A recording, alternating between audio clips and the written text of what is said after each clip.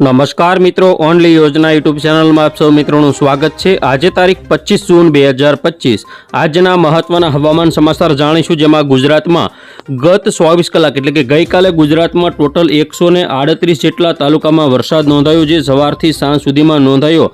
જ્યારે સૌથી વધારે નર્મદા જિલ્લાની અંદર વરસાદ નોંધાયો 9 ઇંચ જેટલો વરસાદ।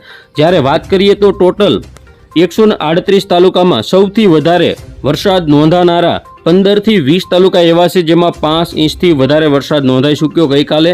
તો આ રીતે ગુજરાતમાં લગાતાર અત્યારે હાલ વરસાદ પડી રહ્યો છે અને આગામી સમયમાં હજુ પણ 48 કલાક સુધી ભારે વરસાદની સંભાવના છે। આમ તો 30 જુલાઈ સુધી વધે વરસાદ પડતો હોય છે, તેની જગ્યાએ આ વર્ષે 15 જૂનથી લઈ અને 30 જૂન ત્યારે 1 જુલાઈથી લઈ અને 8 જુલાઈ સુધીમાં આ બધો વરસાદ એકસાથે પડી રહ્યો છે તેવું લાગી રહ્યું છે, કારણ કે જુલાઈ મહિનાનો જે અતિશય વરસાદ હોય છે તેની જગ્યાએ જૂન મહિનામાં જ શરૂઆતમાં જ નદી, તળાવ, ચેકડેમ ભરાય તેવો વરસાદ વરસી રહ્યો છે। તો જોઈએ સંપૂર્ણ અપડેટ। ચેનલમાં નવા હોય તો સબસ્ક્રાઇબ કરી બપોર પછીના સમયગાળાની વાત કરીએ તો જેમાં ઉત્તર ગુજરાત, મધ્ય ગુજરાતના જે વિસ્તારો છે જેમાં વધારે પડતા વરસાદની સંભાવના મહેસાણા, હિંમતનગર, ખેડબ્રહ્મા, ડુંગરપુર, અમદાવાદ, કપડવંજ, લુણાવાડા, બાંસવાડા સાઈડના જે વિસ્તારો છે તેમાં રહેલી છે। તેમજ ગોધરા સાઈડના વિસ્તારો છે, દાહોદ છે, વડોદરા અને છોટાઉદેપુર, તેમજ રાજપીપળા, ભરૂચ, સુરત, તાપી, વલસાડ, નવસારી અને ડાંગ આ તમામ વિસ્તારોમાં હળવાથી ભારે વરસાદની સંભાવના આજે રહેલી છે।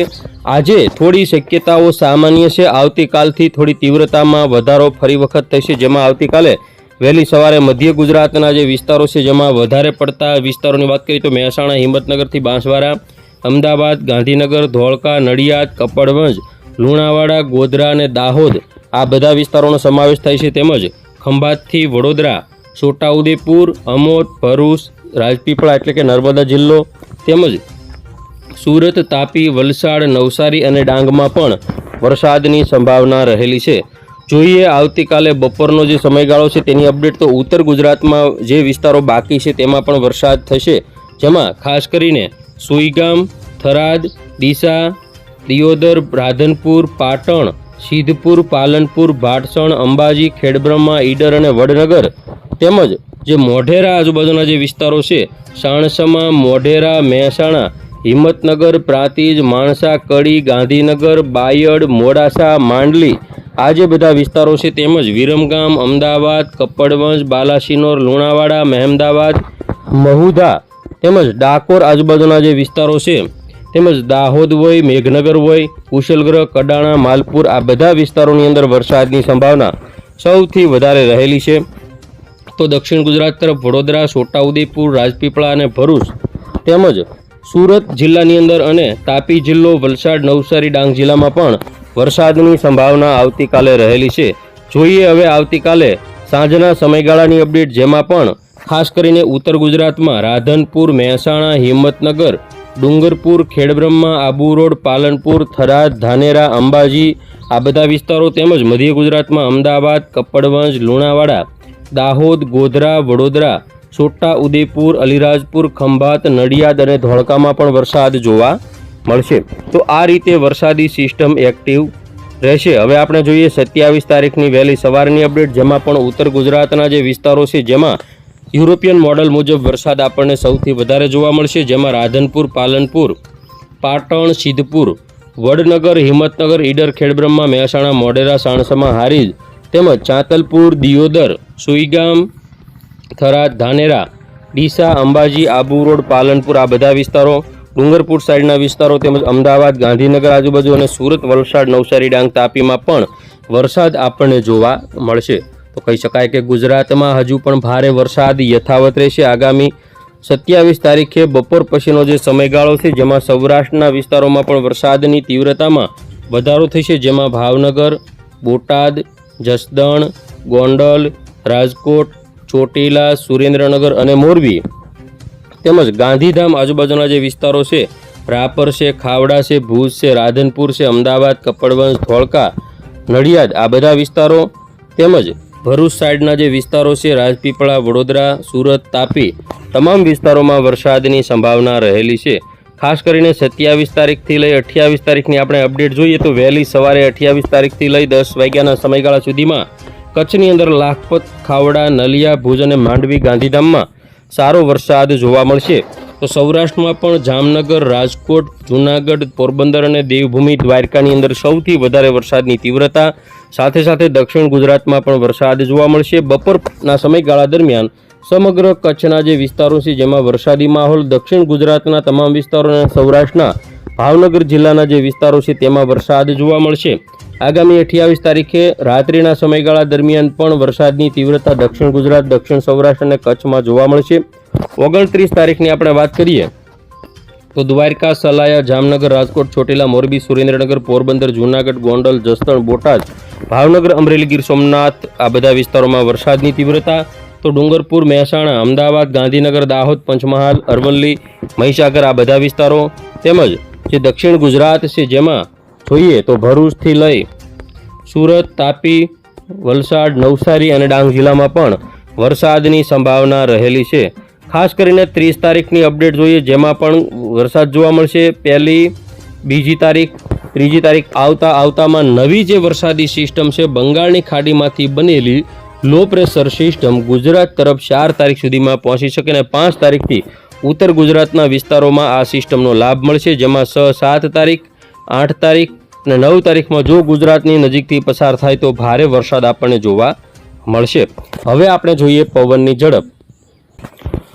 આજની પવનની ઝડપની વાત કરીએ તો કચ્છ અને સૌરાષ્ટ્રના મોટાભાગના ભાગોમાં સામાન્ય 25 જેવી પવનની ઝડપ જોવા મળશે. 25 કિલોમીટર પ્રતિ કલાક છોટાના પવનો. દરિયાકાંઠાના જે વિસ્તારો છે જેમાં 35, દક્ષિણ ગુજરાતમાં પણ 35ની જોવા મળશે. આવતીકાલે 26 તારીખમાં પણ આ રીતે પવનની ઝડપ નોર્મલ રહેશે. 27 તારીખે જે જૂનાગઢ છે, પોરબંદર છે, ગીર સોમનાથ, ભાવનગર 40થી 42ની, સુરત, વલસાડ 46થી 50ની પવનની ઝડપ રહેશે. 28 તારીખની વાત કરીએ તો સમગ્ર કચ્છની અંદર પણ 40થી 45, સૌરાષ્ટ્રમાં હળવદ આજુબાજુ 44, રાજકોટ 44, જૂનાગઢ 43, ભાવનગર 37, પોરબંદર 36, ઓખા દ્વારકા 46 તેમજ સુરત, મહુવા આજુબાજુ 44, ભાવનગર જિલ્લાના મહુવા આજુબાજુ પણ 44 કિલોમીટર પ્રતિ કલાકના જોટાના પવનો રહેશે. 29 તારીખની પવનની ઝડપની આપણે વાત કરીએ તો કચ્છની અંદર ખાવડામાં 49, ગાંધીધામ આજુબાજુ 47, નલિયા 47, જામનગર, દ્વારકા 44થી 45, રાજકોટ 48, ઉત્તર ગુજરાતમાં 41 કિલોમીટર પ્રતિ કલાક, અમદાવાદમાં 33, દાહોદમાં 49, વડોદરામાં 39, ભાવનગર, અમરેલી, ગીર સોમનાથમાં 40થી 45, સુરતની અંદર પણ 45 કિલોમીટર પ્રતિ કલાકના છોટાના પવનો રહેશે. 30 તારીખમાં પણ જોરદાર પવન ફૂંકાવાની સંભાવના છે જેમાં 50થી 55ની પવનની ઝડપ રહેશે. એટલે કે પવન સાથે પણ વરસાદ કોઈ વિસ્તારોમાં આવી શકે. બાકી 1લી તારીખની પવનની ઝડપની વાત કરીએ તો કચ્છની અંદર 60થી 62, ઓખા, દ્વારકા, જામનગર 55થી 57, ભાવનગર 59 આજુબાજુ, જૂનાગઢ, ભાવનગર 48થી 50 તેમજ સુરત આજુબાજુ પણ 48થી 55ની પવનની ઝડપ રહેશે. 2 તારીખ, 3 તારીખ અને 4 તારીખમાં પણ પવનની ઝડપ વધારે રહેશે. 6, 7 તારીખ પછી પવન નોર્મલ રહેશે એટલે કે 40 જેવી પવનની ઝડપ થશે. ત્યાં સુધી ભારે પવન ફૂંકાવાની પણ સંભાવનાઓ ગણી શકાય. તો આ રીતે ગુજરાતમાં પવનની ઝડપ રહેશે અને વરસાદની તીવ્રતા પણ વધશે. તો જોઈએ હવે આપણે આગામી 8 દિવસમાં વરસાદનું જોર. આવનારા 2 દિવસની વાત કરીએ તો મધ્ય ગુજરાતથી ઉત્તર ગુજરાત અને દક્ષિણ ગુજરાતનો જે આ પટ્ટો છે તેની અંદર સૌથી વધારે વરસાદ. તો સૌરાષ્ટ્રમાં સામાન્યથી મધ્યમ વરસાદ રહેશે જેમાં ઓછો વરસાદના વિસ્તારો 2 દિવસ, અમરેલી, મહુવા આજુબાજુના જે વિસ્તારો છે જેમાં થોડો ઓછો વરસાદ પડશે. આગામી 4 દિવસનું ચિત્ર જોઈએ અને 8 દિવસનું જોઈએ તો જેમાં સૌથી વધારે વરસાદના વિસ્તારો હોય તો ઉત્તર ગુજરાત, ત્યાર પછી મધ્ય ગુજરાત અને સૌથી વધારે દક્ષિણ ગુજરાતમાં વરસાદ આપણને જોવા મળશે. સૌરાષ્ટ્ર, કચ્છની અંદર મધ્યમ સ્તરનો વરસાદ જોવા મળશે. હવે આપણે જોઈએ હવામાન વિભાગની ખાસ અપડેટ જેમાં જે મધ્ય ગુજરાત છે, ઉત્તર ગુજરાત છે જેની અંદર આપવામાં આવેલું છે ઓરેન્જ એલર્ટ અને રેડ એલર્ટ તેમજ બાકીના કચ્છ, સૌરાષ્ટ્ર, દક્ષિણ ગુજરાત, ઉત્તર ગુજરાતમાં યલો એલર્ટ આપવામાં આવેલું છે. રેડ એલર્ટની અંદર જે ટોટલ જે જિલ્લાઓ છે જે 3 જિલ્લાઓ છે, જ્યારે ઓરેન્જ એલર્ટની આપણે વાત કરીએ તો ઓરેન્જ એલર્ટ પણ ઘણા બધા વિસ્તારોમાં આપવામાં આવેલું છે. જે 11 જિલ્લાની અંદર ઓરેન્જ એલર્ટ આપવામાં આવેલું છે. બાકીના જે વિસ્તારો છે જેમાં યલો એલર્ટ આપવામાં આવેલું છે તો આ રીતે ગુજરાતની અંદર આજે પણ એલર્ટ આપવામાં આવેલું છે હવામાન વિભાગની સંસ્થા અમદાવાદ વિભાગ દ્વારા. જોઈએ હવે આપણે આગામી સમયમાં 3 દિવસનું અપડેટ. તો આવતીકાલ માટે એટલે કે આજ માટે અને આવતીકાલ સવાર સુધીમાં જે દક્ષિણ ગુજરાતના જે વિસ્તારો છે જેમાં ખાસ કરીને વલસાડ, નવસારી, સુરત તેમજ ભરૂચ, વડોદરા, નર્મદા તેમજ જે દાહોદ છે એની સાથે સાથે વાત કરીએ તો મહીસાગર આજુબાજુના વિસ્તારો હોય, સાબરકાંઠા, અરવલ્લી હોય તેમજ છોટાઉદેપુર છે, પંચમહાલ છે, આ બધા વિસ્તારોમાં ઓરેન્જ એલર્ટ, ભાવનગર અને અમરેલી જિલ્લામાં પણ ઓરેન્જ એલર્ટ આપી દેવામાં આવેલું છે.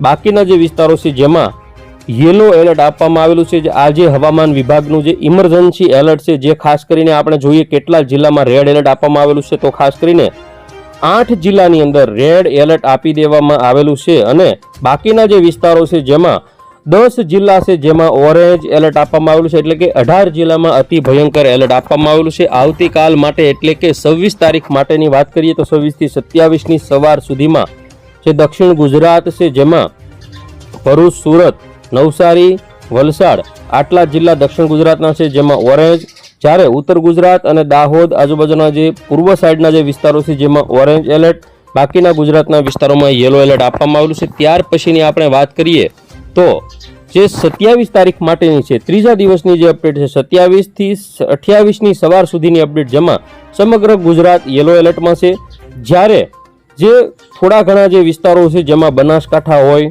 તેમજ જે સાબરકાંઠાના જે વિસ્તારો છે તેની અંદર ઓરેન્જ એલર્ટ આપવામાં આવેલું છે. આ જે બધા વિસ્તારો છે જેમાં ઓરેન્જ એલર્ટ ગણી શકાય. તો આ રીતે હવામાન વિભાગ દ્વારા પણ આપણને એલર્ટ આપી દેવામાં આવેલું છે. તો આ રીતે ગુજરાતમાં હજુ વરસાદ પડવાની સંભાવના રહેલી છે.